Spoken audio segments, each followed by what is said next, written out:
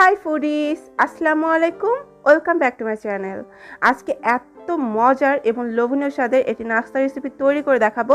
এই নাস্তাটি কাউকে বানিয়ে খেলে প্রথমত সে অনেক বেশি অবাক হবে, দ্বিতীয়ত এই নাস্তাটি খেয়ে আপনার অনেক প্রশংসা করবে এবং বারবার এই নাস্তাটি খাবারই আবদার করবে।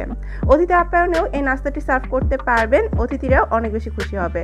ছোট থেকে বড় সবাই অনেক মজা করে খাবে। নাস্তাটি তৈরি করার জন্য প্রথমে আমি এখানে একটা মিক্সিং বোল নিয়ে নিয়েছি, আর তাতে নিয়ে নিচ্ছি কুসুম গরম দুধ হাফ কাপ পরিমাণ। দুধটা কিন্তু খুব বেশি গরম নেওয়া যাবে না, জাস্ট কুসুম গরম থাকবে। এখন এই দুধের মধ্যে দিয়ে দিচ্ছি 2 টেবিল চামচ পরিমাণ চিনি। এখন চিনিটাকে দুধের সাথে খুব ভালোভাবে নেড়ে চেড়ে মিশিয়ে নিচ্ছি যতক্ষণ পর্যন্ত না চিনিটা দুধের সাথে ভালোভাবে গলে যাচ্ছে। চিনিটা মিশিয়ে নেওয়া হয়ে গিয়েছে। এই পর্যায়ে আমি এখানে দিয়ে দিচ্ছি 1 টেবিল চামচ পরিমাণ ইস্ট। আমি এখানে ড্রাই ইস্টটা ব্যবহার করেছি। এখন এই কুসুম গরম দুধের সাথে ইস্টটাকে খুব ভালোভাবে মিশিয়ে নেওয়ার পরে এটাকে ঢাকা দিয়ে একটা সাইডে রেখে দিচ্ছি 7-10 মিনিটের মতো। 7 থেকে 10 মিনিটের মতো ঢাকা দিয়ে রাখলে কিন্তু এই ইস্টটা অ্যাক্টিভ হয়ে যাবে। তবে আপনাদের ইস্টটা যদি আগে থেকেই অ্যাক্টিভ থাকে তাহলে আপনারা এটা সরাসরি ময়দার সাথেই মিক্স করতে পারবেন। তো প্রায় 7 মিনিট পরে আমি ফিরে আসলাম, আর ইস্টটা কিন্তু আমার অ্যাক্টিভ হয়ে গিয়েছে। লক্ষ্য করুন ইস্টটা কিন্তু অনেকটা ফুলে উঠেছে। যখন ইস্টটা এইভাবে ফুলে উঠবে, কিছুটা উপরে ফ্যানের সৃষ্টি হবে, তখন আপনারা বুঝে নেবেন যে ইস্টটা অ্যাক্টিভ হয়ে গিয়েছে। তো এই পর্যায়ে আমি শুকনো উপকরণগুলো মিশিয়ে নিচ্ছি। দিয়ে দিচ্ছি স্বাদ মতো কিছুটা লবণ।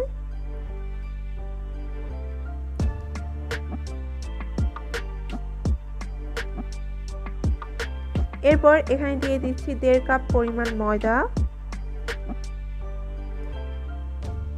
আপনারা চাইলে এখানে আটাটাও ব্যবহার করতে পারেন, তবে ময়দাটা দিলে ভালো রেজাল্ট আসে এবং টেস্টটাও ভালো লাগে।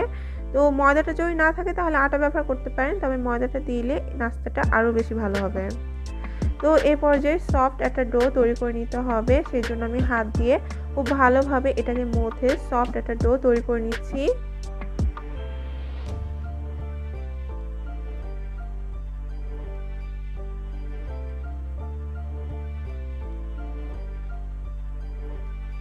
কিছুক্ষণ পরে যখন এটা কিছুটা আঠালো হয়ে এসেছে তখন আমি এখানে সয়াবিন তেল দিয়ে দিচ্ছি 1 টেবিল চামচ পরিমাণ।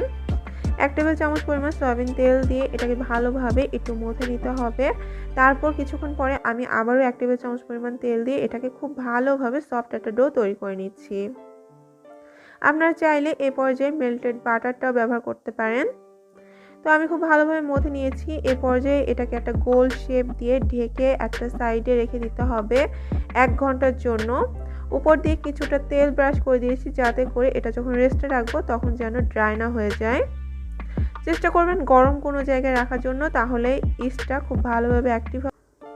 অন্যদিকে আমি নাস্তাটি বাকি প্রিপারেশনটা করে নেব। এর জন্য প্রথমে একটি প্যানের মধ্যে আমি দিয়ে দিয়েছি এখানে 1 কাপের একটু বেশি পরিমাণে লিকুইড মিল্ক আছে। এই মিল্কটা কিন্তু আমি আগে থেকে চাল করে অনেকটাই ঘন করে নিয়েছি, দেখতেই পাচ্ছেন। তো প্রথমে একটা চালনি বসিয়ে দিলাম, চুলাটা কিন্তু অন করিনি। চালনি বসিয়ে এখানে দিয়ে দিলাম 1 চা চামচ পরিমাণ কোকো পাউডার এবং 1 চা চামচ পরিমাণ ময়দা। ময়দার পরিবর্তে আপনারা এখানে কর্নফ্লাওয়ারটাও ব্যবহার করতে পারেন। এটাকে খুব ভালোভাবে চেলে নিলাম এবং এটাকে মিশিয়ে নিচ্ছি। চুলাটা কিন্তু আমি এখন অন করব না, একটু পরে অন করব। এরপর আমি এখানে দিয়ে দিচ্ছি 1 চা চামচ পরিমাণ গুঁড়া দুধ এবং 2 টেবিল চামচ পরিমাণ চিনি। এখানে আমি চকলেট এসেন্স দিয়ে দিচ্ছি হাফ চা চামচের মতো। স্বাদ মতো সামান্য পরিমাণে একটু লবণ দিয়ে দিলাম। সেই সাথে দিয়ে দিচ্ছি মেল্টেড বাটার 1 চা চামচের মতো। এখন সব কিছু খুব ভালোভাবে মসৃণভাবে মিশিয়ে নিতে হবে। যখন সব কিছু এরকম মসৃণ মিশে গিয়েছে তখন আমি চুলাটা অন করে দিচ্ছি এবং অনবরত নেড়ে চেড়ে এটাকে জাল করে নিতে হবে। আপনারা চাইলে কিন্তু এখানে কোকো পাউডারের পরিবর্তে চকলেটটাও ব্যবহার করতে পারেন। চুলার আঁচটা মিডিয়াম টু লো ফ্লেমে রেখে আমি এটাকে জাল করে ঘন করে নিয়েছি। এটা হয়ে গিয়েছে। এখন এটাকে চুলা থেকে নামিয়ে একটা সাইডে রেখে দিচ্ছি। 1 ঘন্টা পরে আমি ঢাকনাটা খুলে নিয়েছি, আর এটা কিন্তু অনেকটা ফুলে উঠেছে। এটাকে আমি গরম জায়গায় রেখেছিলাম রান্নাঘরে চুলার পাশেই।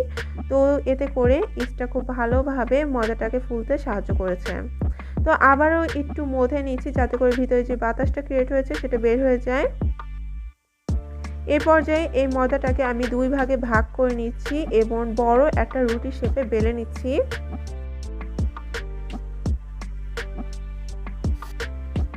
আমি একটা রুটি বেলার পিঁড়ির উপরে নিয়ে নিয়েছি এবং বেলার সুবিধার্থে কিছুটা ময়দা ছিটিয়ে নিচ্ছি। এখন এটাকে একটা মোটা শেপের রুটি বেলে নিতে হবে। আমরা যেরকম নান রুটিটা বেলে থাকি যেরকম ভাবে, ঠিক সেইভাবেই এটাকে মোটা একটা রুটি বেলে নিতে হবে। আর এটা ঠিক এরকম হবে। একইভাবে আমি 2টা রুটি বেলে নিয়েছি। এরপর আমি একটা রুটিকে একটা কাগজের উপরে এইভাবে দিয়ে নিয়েছি। আপনারা চাইলে বেকিং পেপারের উপরেও এইভাবে দিয়ে নিতে পারেন। এরপর আমি যে চকলেট সিরাপটা তৈরি করে রেখেছিলাম সেটা আমি এখানে দিয়ে দিচ্ছি। আর এটা দেখতেই পাচ্ছেন ঠান্ডা হওয়ার পরে কিন্তু আরও কিছুটা ঘন হয়ে গিয়েছে। এখন আমি চারদিকে সমানভাবে এভাবে দিয়ে দিচ্ছি। যখন চারপাশে এভাবে সমানভাবে দিয়ে নেওয়া হয়ে গেছে তখন আমি যে বাকি রুটিটা বানিয়ে রেখেছিলাম সেটা এর উপর দিয়ে এভাবে দিয়ে দিচ্ছি আর চারপাশে একটু সমান করে দিচ্ছি। এরপর চারপাশ থেকে আমি এভাবে একটা ডিজাইন ক্রিয়েট করে নিচ্ছি। এতে করে একটা সুন্দর ডিজাইনও ক্রিয়েট হবে আর মুখটাও লেগে যাবে, এটা আর খুলে আসবে না, চকলেটটা আর বের হয়ে আসবে না। আর একটা কথা, আমি এখানে কিন্তু লেখালেখির কাগজটা ব্যবহার করেছি। কাগজে কিন্তু আমি কোনো তেল ব্রাশ করিনি। তো আমি সম্পূর্ণ মুখটা এভাবে মেরে নিয়েছি। এখন এটাকে আমি 10 মিনিটের জন্য একটা সাইডে রেখে দিচ্ছি। 10 মিনিট পরে এটা কিন্তু কিছুটা ফুলে উঠেছে, দেখতে পাচ্ছেন। এখন আমি মাঝখানে হাত দিয়ে এরকম একটা গর্ত করে দিচ্ছি। খুব সাবধানে করতে হবে যেন চকলেটটা বাইরে বেরিয়ে না আসে। এরপর ছুরির উল্টা পাশ দিয়ে এরকম একটা ডিজাইন ক্রিয়েট করে নিচ্ছি, অনেকটা স্টারের মতো করে।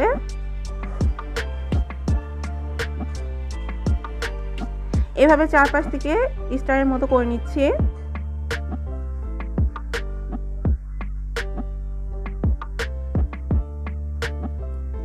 ডিজাইন ক্রিয়েট করা হয়ে গিয়েছে।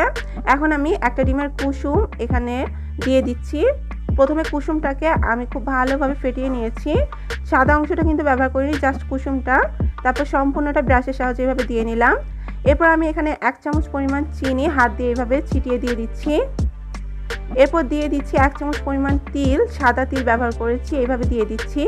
এতে করে দেখতেও সুন্দর লাগবে, টেস্টটাও কিন্তু ভালো আসবে। তো দিয়ে নেওয়া হয়ে গিয়েছে। এরপর এটাকে বেক করে নিতে হবে। আমি আজকে চুলায় বেক করবো এই নাস্তাটাকে। এর জন্য আগে থেকে চুলায় একটা হাঁড়িকে 2 থেকে 3 মিনিটের মতো ফ্রি হিট করে নিয়েছি। আর হাঁড়ির নিচে কিছু লেখালেখির কাগজ দিয়ে নিয়েছি, তার উপর একটা স্ট্যান্ড বসিয়ে দিয়েছি। এরপর স্ট্যান্ডের উপরে আমি নাস্তার এই প্লেটটাকে দিয়ে দিলাম।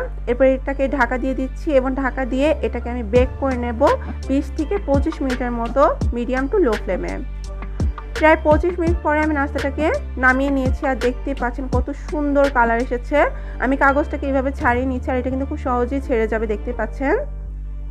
এরপর আমি এটাকে কেটে সার্ভ করছি। দেখুন ভেতরটা কেমন হয়েছে। আর এত বেশি চকলেটি, এটা কিন্তু ছোট থেকে বড় সবাই অনেক পছন্দ করবে। বাচ্চাদের টিফিনেও দিতে পারবেন।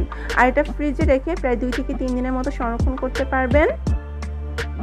নাস্তাটার লুকটা কিন্তু অনেক বেশি সুন্দর এসেছে। আর এটার টেস্ট কি বলবো, আপনারা যদি বানিয়ে না খান তাহলে বুঝতে পারবেন না যে এটার টেস্ট কতটা ভালো।